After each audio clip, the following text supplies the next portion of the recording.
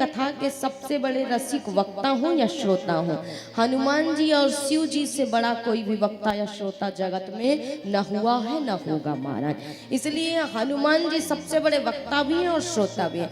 तो कहीं जहां भी कथा होती है हनुमान जी कहीं न कहीं आकर के विराजते हैं।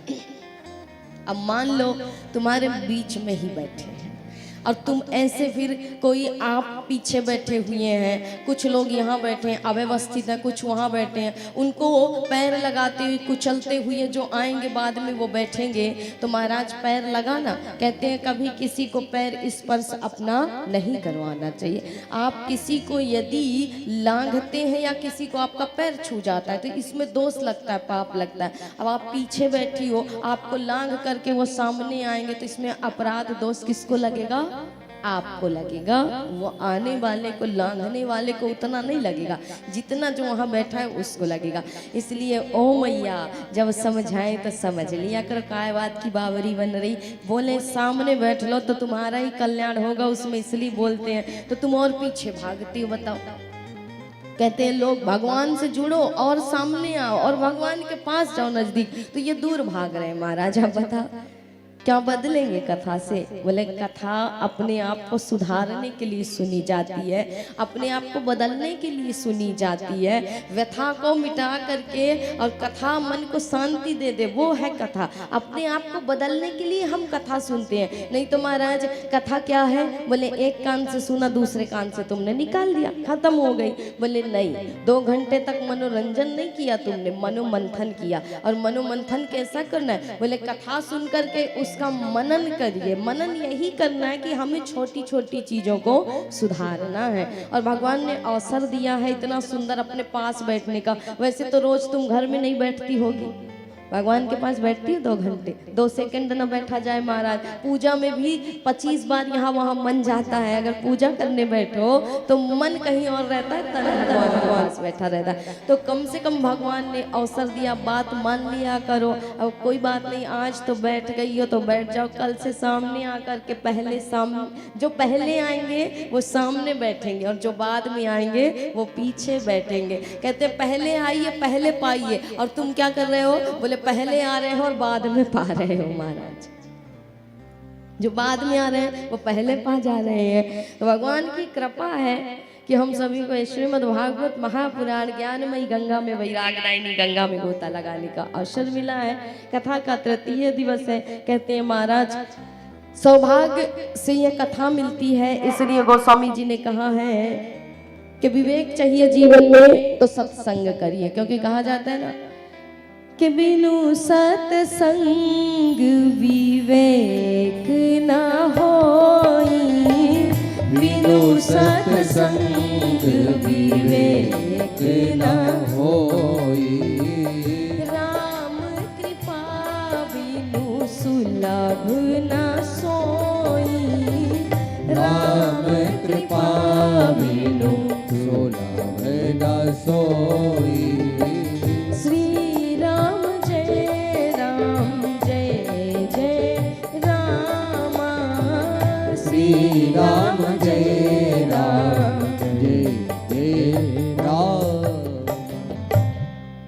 तो बिनु सत्संग विवेक न होई और राम कृपा बिनु सुलभ न सोई। विवेक को बढ़ाने के लिए ज्ञान सबके पास है संसार में, लेकिन विवेक न होने की वजह से ज्ञान का वास्तविक कैसे किस प्रकार प्रयोग करना चाहिए ये हमें नहीं पता होता। बोले ज्ञान सबके पास है, वैराग्य सबके पास है, भक्ति सबके पास है, लेकिन इसे और परिपक्व कैसे करें, मजबूत कैसे करें और भगवत प्राप्ति कैसे करें, इसी का चिंतन करने के लिए हम कथा सुनते हैं, सत्संग सुनते हैं। तो सिन्हा परिवार के द्वारा आयोजित ये कथा है। श्रीमान निरंजन सिन्हा जी चेयरमैन एवं संस्थापक सिन्हा इंटरनेशनल स्कूल एवं उनकी धर्म पत्नी श्रीमती मधुबाला सिन्हा जी मुखिया ग्राम आमोर एवं इन्हीं के सुपुत्र और इन्हीं की पुत्र मधु, इनकी बहू इस कथा के यजमान बने श्रीमान सुमित निरंजन सिन्हा जी एवं श्रीमती रुचि सिन्हा जी। तो ग्राम आमोर की पावन धरा जिला गोड्डा झारखंड की इस पावन भूमि में आयोजित ये भागवत महापुराण की कथा परिवार निमित्त चुना भगवान ने सिन्हा परिवार को और कहते हैं आप सभी अवगत हैं। हम नित्य प्रतिदिन आभार व्यक्त करते हैं, इस परिवार का धन्यवाद देते हैं कथा आरंभ होने से पहले, इसलिए क्योंकि जो सत्कर्म करने वाला है, धर्म कर्म का कार्य करने वाला है, वो सराहनीय वंदनीय। और सिन्हा परिवार का क्या कहें, श्रीमान निरंजन सिन्हा जी के जीवन का क्या कहें। बोले बचपन से जिन्होंने विपत्ति देखी, गरीबी देखी, और आगे चल करके जो महाराज इतने बड़े स्कूल विद्यालय के चेयरमैन बने और बालकों के जीवन को जो सुधारते हैं, ज्ञान देते हैं। कहते हैं जीवन में हम जिस चीज से टकराते हैं, जिस विपत्ति का हम सामना करते हैं, तो हमारी आने वाली पीढ़ी उस चीज को ना सहे और उनका जीवन अच्छा हो सके, ये भावना से किया गया परोपकार ही सबसे बड़ा परम धर्म है महाराज। और सिन्हा सर के द्वारा वही किया जा रहा है। बोले हमने जो गरीबी देखी, हम जिस गरीबी की वजह से पढ़ नहीं पाए और जिस ज्ञान से, जिस शिक्षा से हम वंचित रह गए, बोले हमारी आने वाली पीढ़ी के बालक उस शिक्षा से वंचित न रह जाएं, इसलिए उन बालकों के निमित्त आपने इतना अच्छा कार्य किया है। विद्यालय खोल करके आप बैठे हैं, आप कॉलेज खोल करके बैठे हैं और एक नई पीढ़ी को नई चेतना, नया ज्ञान आप प्रदान कर रहे हैं। और साथ ही साथ जो लोग पहले नहीं पढ़ पाए हैं, मान लीजिए जो माताएं पहले नहीं पढ़ पाई होंगी, तो उन्हें एक भागवत कथा के माध्यम से भी ज्ञान दे करके आप जागरूक करा रहे हैं। तो आपका बहुत बहुत आभार, धन्यवाद इस परिवार का जिनके द्वारा यह सुंदर कथा का आयोजन किया गया है। तृतीय दिवस की परम पावन वेला है। कहते हैं सत्संग 4 प्रकार का होता है। वैसे तो एक होता है बाह्य सत्संग, एक होता है आंतरिक सत्संग। कहते हैं महाराज बाहरी सत्संग कई प्रकार का होता है, लेकिन आंतरिक सत्संग एक ही होता है, और वो है क्या? बोले भगवान नाम गुणानुवाद को गाना, चिंतन करना, भगवान का सुमिरन करना, मनन करना। इसलिए सत्संग 4 प्रकार के हैं। पहला क्या है?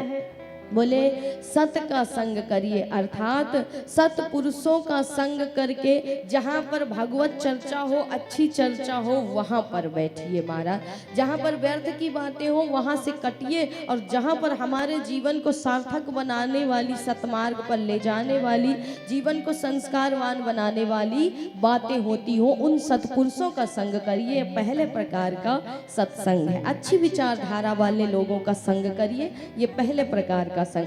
बोले दूसरा संग भक्त का संग करिए, क्योंकि कहते हैं ना, गोस्वामी जी को यदि हनुमान जी का संग ना मिला होता तो राम जी की प्राप्ति नहीं होती।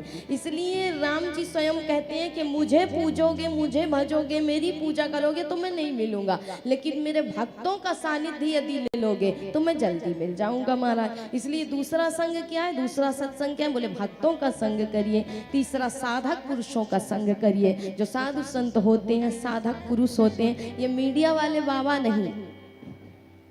आजकल जो मीडिया में चलते हैं ट्रेंडिंग बाबा, फॉलोवर्स वाले, ये हमारी नज़र में, हम अपनी विचारधारा व्यक्त करें तो हमारी नज़र में ये साधु पुरुष नहीं है। तो हम लोगों की तरह गृहस्थ है महाराज, फिर तो साधुओं करके भी गृहस्थ हैं, क्योंकि ये भी तो मीडिया के पचड़े में पड़े हैं ना, ये भी तो कैमरे के सामने डोल रहे हैं। तो बोले ये साधु नहीं, बोले कैमरे से पीछे की दुनिया है एक, जहाँ साधुता सत में साधुता है। बोले जिन्होंने संसार के समस्त साधनों को त्याग दिया है वो साधु हैं। इसलिए महाराज ऐसे साधु साधकों का संग करिए। और चौथी बात बोले शास्त्रों का संग करिए। अगर ये भी नहीं मिलता, बोले कोई सतपुरुष न मिले, कोई भक्त का संग न मिले, कोई साधु का संग न मिले, तो गीता तुम्हारे घर में रखी है, रामायण तुम्हारे घर में रखी है, और कहते हैं भागवत तुम्हारे घर में रखी है। कभी उठा करके इनका अध्ययन कर लो, पढ़ लो महाराज। क्योंकि कहते हैं कि श्रवणंती स्मरंती गायंती, पहले श्रवण करिए, यदि श्रवण कराने वाला कोई ना मिले तो स्मरण करिए, और स्मरण में भी मन न लगे तो बोले महाराज गायन करिए। श्रवणंती स्मरंती और गायंती, उसका श्रवण करिए, उसका गायन करिए, उसका स्मरण करिए। यही सत्संग हमें सिखाती है। क्योंकि कहा जाता है ना, मानस में गोस्वामी जी ने कहा है कि एक नाम त्रैलोक ही तारे, जो नाले ही सो जन माही हारे। एक नाम त्रैलोक ही तारे, जो नाले ही जन माही हारे। श्री राम जय राम, जय जय राम, श्री राम जय राम, जय जय राम, श्री राम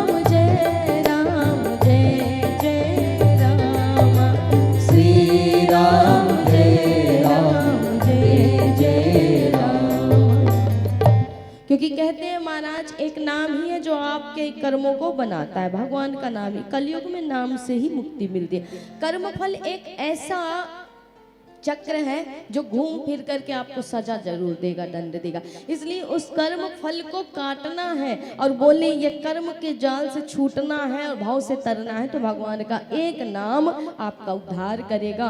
फिर चाहे राम कहो चाहे कृष्ण कहो, ये नाम ही है जो भाव से पार लगाएगा। कहते हैं कर्म की सजा तो सबको मिलती है। एक बार धृतराष्ट्र जी ने पूछा भगवान से, वेदव्यास जी महाराज से, कि मुझे पिछले 100 जन्मों का याद है अपने, मैंने पिछले 100 जन्मों में कोई पाप नहीं किया, फिर मुझे किस जन्म की सजा मिली कि मैं नेत्रहीन हुआ और मेरे नेत्रहीन होने के बावजूद मेरे सामने 100 पुत्रों को मेरे मार दिया गया। ऐसा मैंने कौन सा कर्म किया था कि जिसकी मुझे सजा मिली? मैंने 100 जन्म तक तो कोई अधर्म, कोई का ऐसा पाप अपराध किया ही नहीं, फिर किस बात की सजा मिली? वेदव्यास जी महाराज कहते हैं कि ये तुम्हारे 100 जन्म के नहीं, 100 जन्मों से पहले भी तुम्हारा जन्म हुआ था, तो वो 100 जन्म के पहले का जो तुम्हारा कर्म फल था उसी की भरपाई तुम्हें करनी पड़ रही। बोले एक जन्म में तुम राजा थे तुम, तो तुमने अनजाने में एक अपराध कर दिया। एक हंस का जोड़ा तुम्हारे सरोवर में रहा करता था, तो वो हंस जो था चला गया रामेश्वरम यात्रा के लिए। महाराज बहुत सात्विक विचार का था। और पहले की बात, पहले के समय में तो पहले पशु पक्षी भी बोला करते थे, लेकिन कलयुग है, कलयुग में मनुष्य ही इतना बोलता है कि पशु पक्षी मौन हो चुके हैं। महाराज मनुष्य शांति ही नहीं होता, पशु पक्षी बेचारे कहाँ से बोल पाए महाराज, बोले नहीं तो ये हाल है, बोल दें अगर तो क्या हाल करेंगे मानव। इसलिए पशु पक्षियों की बोलती बंद कर दी भगवान ने। कहते पहले पशु पक्षी बोलते, अब मान सरोवर में रहने वाला वो हंस जा रहा रामेश्वरम यात्रा के लिए। तुमसे कहा कि राजन मैं जा रहा हूँ यात्रा के लिए, मेरी पत्नी गर्भ से है और इसी सरोवर में रहती, आप उसका रक्षण करना। कहते हैं तुमसे कह करके वो चला गया हंस। अब एक दिन उसकी पत्नी ने 100 छोटे छोटे हंसों को जन्म दिया महाराज। और छोटे छोटे बच्चे थे उसके, उसी सरोवर में सुंदर स्नान करते, डुबकी लगाते, खेलते, आनंद लेते और बड़ा मनोरम दृश्य होता। अपनी माँ से और माँ अपने पुत्रों से बड़ा प्रेम करती। कहते हैं उस समय वो सरोवर में हंस लौट करके नहीं आया था। एक दिन तुम्हारे रसोइये ने क्या किया, भोजन बनाने वाले ने महाराज उस हंस के एक बच्चे को उठाया और काट करके तुम्हारे लिए उसको बना दिया। अब जब उसको काट करके बनाया, तुम्हें इतना पसंद आया कि तुमने कहा रोज रोज हमें यही भोजन चाहिए, इसी में आनंद है महाराज। कहते हैं अब उस रसोइये ने नित्य प्रतिदिन, चूंकि उस राजा रूपी धृतराष्ट्र जी जो राजा थे उनको नहीं पता था कि ये हंस का बच्चा है जिसको हमने खा लिया। गलती में उन्होंने कह दिया, अनजाने में उन्होंने कह दिया कि हमें नित्य प्रतिदिन अब यही भोजन चाहिए, यही भोजन बनाया करो। कहते हैं महाराज रसोइये ने क्या किया, बोले रोज रोज हंस के बच्चों को उठा करके और मार करके भोजन में बना देता और महाराज को दे देता, महाराज खा लेते। जब वो हंस लौट करके आया, उसने देखे कि उसकी पत्नी का मुख उतरा हुआ है, रो रही है और क्षण क्षण विलाप करती हुई अपने पति का सुमिरन कर रही थी। हंस ने पूछा कि क्या हुआ, हमारे बच्चे कहाँ गए, तू पूरी बात मुझे बता। तब हंसनी ने कहा कि मुझसे नहीं, राजा से जा करके पूछो। कहते हैं राजा से जब जा करके पूछा तो राजा ने उत्तर दिया कि मुझे तो पता नहीं, तुम्हारे बच्चे सरोवर में होंगे। बोले महाराज उस समय उस हंसनी ने कहा मेरे बच्चे सरोवर में नहीं, आपने उन्हें मृत्यु का दंड दे दिया और वो सारे के सारे मारे गए। कहते हैं उस समय राजा को ये बात पता नहीं थी। उसने रसोइये को बुलाया और कहा ये क्या करी। बोले महाराज इसमें मेरा कोई दोष नहीं है, मैंने तो एक दिन बनाया, आपने मुझे आदेश दे दिया कि रोज रोज हमें यही भोजन चाहिए, मैं रोज रोज बनाता रहा, इसमें मेरी क्या गलती। कहते हैं उसी की सजा है राजन आज तुम्हें भोगनी पड़ रही है। तुमने उसके 100 पुत्र मारे तो आज तुम्हारे भी 100 पुत्र तुम्हारे सामने मारे गए। तो कर्म का फल बड़ा विचित्र है राजन, ये कभी न कभी लौट करके जरूर घूम करके सजा देता है। इसलिए कहते हैं कभी किसी को मारिए नहीं, किसी से बुरा व्यवहार नहीं करिए, हिंसा नहीं करिए, अपराध नहीं करिए महाराज, क्योंकि काल का चक्र जब घूमता है तो सजा हमें उसकी जरूर मिल करके रहती है। कहते हैं आज कर्म का फल धृतराष्ट्र ने इसीलिए भोगा था कि आंखों से अंधे हो गए और महाराज 100 पुत्रों को मार दिया गया आंखों के सामने।